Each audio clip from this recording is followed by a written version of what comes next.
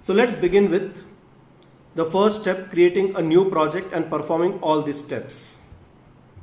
So I go to a folder, webinar, and here I would like to execute all these commands one by one. So first I would like to create a new solution. Now this is going to be understood to those who know .NET Core, otherwise others can ignore. This is just a step, these are just the steps which are required for creating a new project in .NET Core. So yes, next, a solution is created. You will see that solution is a folder. I'll go to the solution, and there I would like to execute the further commands. This is for creating a web-based application in ASP.NET Core. And this web-based project which is created is not yet part of solution. They are independently created. Let's tie them up together. So that is where, so I am going to now execute this command where I am adding the project to the solution. Just to save time, I have kept all the commands ready. And then of course, now I would like to execute my project. Now to execute the project, we can first say .NET restore. This is going to restore any kind of NuGet packages, third-party libraries. If at all we have used in our project, they will be brought to the local cache.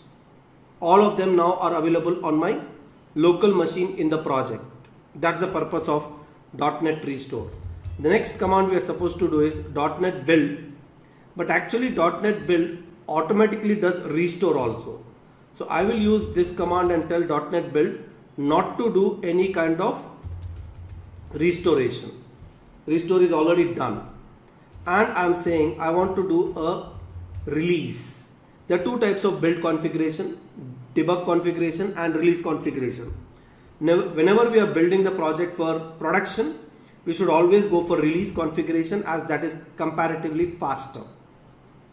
So my project is built, any kind of compilation errors, if any, will be tested. Because I did not edit, it's all the default template which is in place. We got no compilation errors. And finally, we are actually supposed to, now the output of build, what is the output of build first? You will see that the output of build is under Hello World app, we'll have bin and release. This is where the DLL file is. So actually speaking, this is the DLL path which I am supposed to give to run my application. So I am supposed to run using .NET and the DLL file.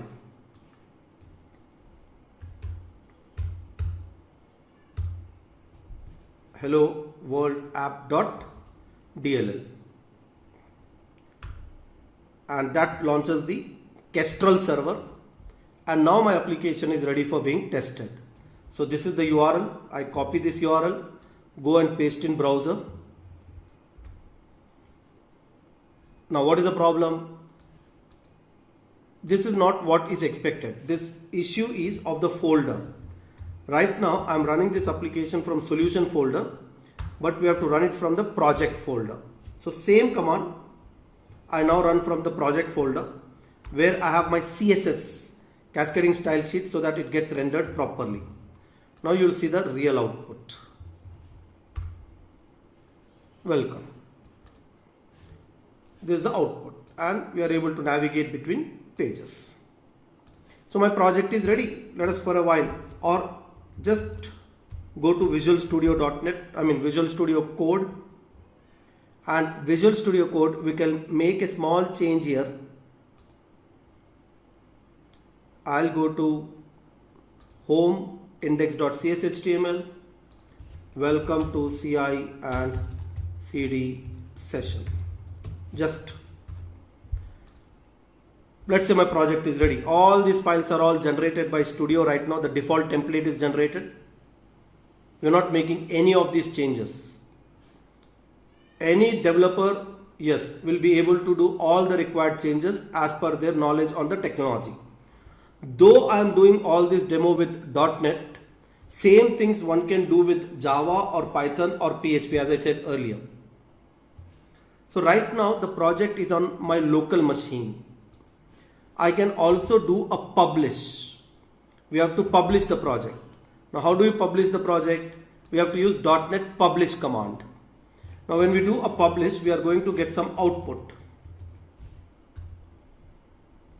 We'll have the output created in this folder. And this output is what we are actually supposed to put it on the web server. This is what I am supposed to move onto the web server machine where my site is supposed to be hosted. Same thing what I have done now on my local machine, all these commands, I'm actually supposed to do it through a continuous integration pipeline.